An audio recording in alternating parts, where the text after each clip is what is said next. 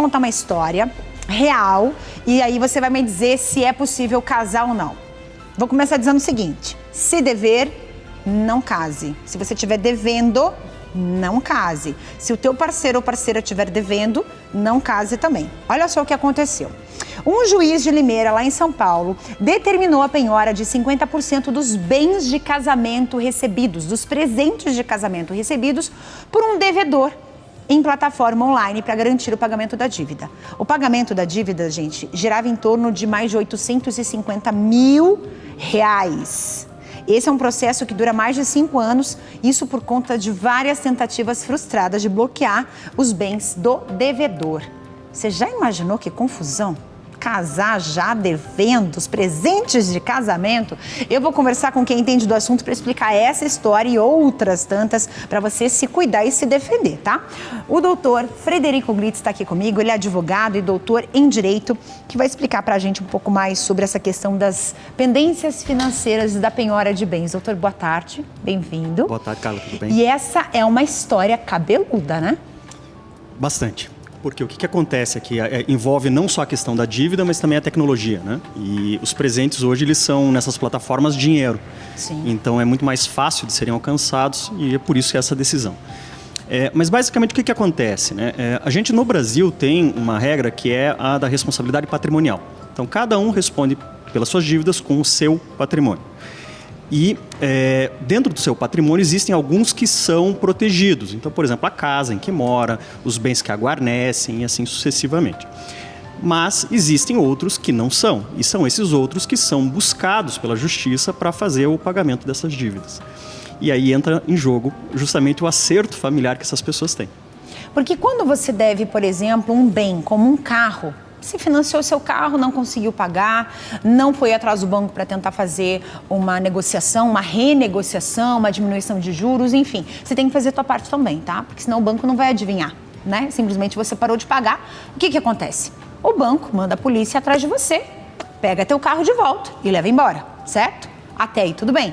Agora, quando se trata, por exemplo, de um liquidificador, de uma batedeira, presente de casamento, gente. Imagina quase R$1 milhão em presente de casamento. Isso é muito sério. Tirar uma geladeira de dentro da casa da pessoa, né? Ou qualquer outra coisa, aí fica um pouco mais complicado. Agora, quando a pessoa vai casar, doutor, e ela sabe ou ela desconfia que esse parceiro ou essa parceira está numa situação assim, devendo muito, como é que funciona esse casamento aí diante disso? Eu diria que até antes disso mesmo, né? O que a gente pode fazer é organizar como essa família nasce, né? Então, independente da sua opção, se você vai constituir uma união estável ou realizar um casamento, é possível que você escolha o regime de bens. E ao escolher o regime de bens, você pode separar os bens, né? Então, dizer o que é meu e o que é seu é seu. Eventualmente, uma conta conjunta, você acaba até conseguindo burlar um pouquinho a regra, mas o que é mais importante é que você vai preservar o seu patrimônio, num caso, por exemplo, de alguém que tem algum problema com jogo, ou eventualmente dívidas muito elevadas. Entendi. Agora, por exemplo, como é que eu descubro isso? Né? Se a pessoa está escondendo isso ou eu caí no conto do vigário. Na verdade, recebi ali uma situação em que, por exemplo, a pessoa chegou e não me contou. Eu não sabia o que estava acontecendo, eu não tinha essa informação e casei. Como é que tem que ser essa comunhão de bens? Como tem que ser essa na hora de você fazer realmente o contrato de casamento, né? Que você vai no cartório e você vai casar. Como é que funciona isso? Para eu me defender. Você vai ter uma opção, né? Então, por exemplo, se você não fizer opção nenhuma, você vai casar em comunhão parcial de bens.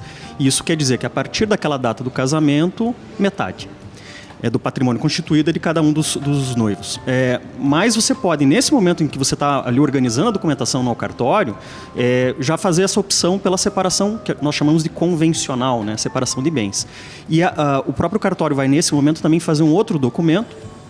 E esse outro documento vai deixar pública essa sua opção, dizendo que, apesar de estarem casados, cada um preservou a sua autonomia patrimonial, aqui não vão se misturar esses bens. Entendi. E com isso você tende a proteger aquilo que veio, por exemplo, da sua família, ou aquilo que você já trouxe para o casamento, não colocando esse acervo, né, todo esse patrimônio que você eventualmente tenha, em risco em razão, por exemplo, dessas dívidas. Entendi.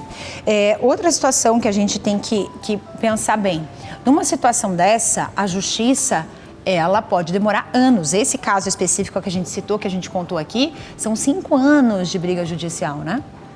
Então, isso vai perdurar por muito tempo. Quer dizer, não é uma coisa imediata. Por exemplo, eu caí nessa situação, caí nesse conto, digamos assim, e agora, como é que eu recupero o meu dinheiro? Vou entrar na justiça, vai ser rápido, é coisa de 6 meses, 1 ano? Como é que funciona? Pro bem e pro mal, é a regra do patrimônio que responde pelas dívidas, né? Então, por exemplo, em casos em que o devedor tem essa dívida e o credor não consiga alcançar ele, não consiga encontrar, ele vai ficar procurando. E é isso que faz com que o processo demore, a não localização de bens. Antigamente isso era muito mais difícil, porque os dados não eram muito cruzados. Hoje você tem cruzamento digital de muita coisa.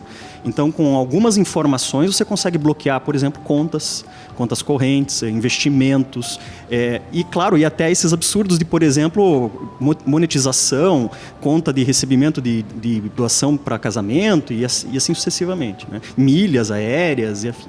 O que o credor está tentando fazer é buscar patrimônio que assegure essa dívida. Se ele eventualmente não consegue, ele vai começar a tentar convencer o devedor a pagar de outra forma. Aí a gente tem, por exemplo, mediante decisão judicial, a possibilidade de apreensão de passaporte, de CNH, tudo isso na tentativa de fazer com que o devedor pague voluntariamente essa dívida. Nossa. Só que o grande problema do tempo é que ele faz com que a dívida fique maior. Assim, como um cálculo muito simples, se o devedor calcular por 1% ao mês, ele vai ter mais ou menos ideia de quanto vai crescer a sua dívida. Então, 1% ao mês, só em juros e correção, mais ou menos, né? Você já vai ter, ao final do ano, 12% de aumento. E assim sucessivamente. Quer dizer, uma dívida de 5 anos, ela ficou já provavelmente impagável, né? Nossa, gente, isso é sério demais, demais mesmo. Doutor, para quem está assistindo a gente, então, a melhor coisa é conhecer a fundo essa pessoa, a família, para não ter esses problemas. Porque às vezes o casamento a jato, nossa, conheci o grande amor da minha vida, né? Daqui 1 mês vocês já estão morando juntos, no outro mês já estão casando e já tudo acontece muito rápido, você mal conhece a família da pessoa. Aí é que mora o perigo. Eu diria até um pouco mais, que o maior perigo é na falta da previsão, da organização, né? Então, por exemplo, indo além dessa sua pergunta, se amanhã ou depois vocês quiserem empreender, né, realizar um negócio, isso é uma atividade de risco. Como que a gente vai preservar o patrimônio? Se amanhã ou depois esse profissional, esse seu parceiro de vida, eventualmente tem uma profissão muito arriscada, também pode comprometer o patrimônio da família. Então, não só conhecer, claro, mas também pensar, não então o passado, mas também pensar o futuro, né? E aí me parece que essa organização de você poder fazer escolhas que a lei te assegura é sempre a melhor opção. Maravilha. Doutor, muito obrigada pela tua presença aqui, viu? Foi um prazer. Eu que agradeço. E quero te convidar a voltar para a gente falar sobre outras questões.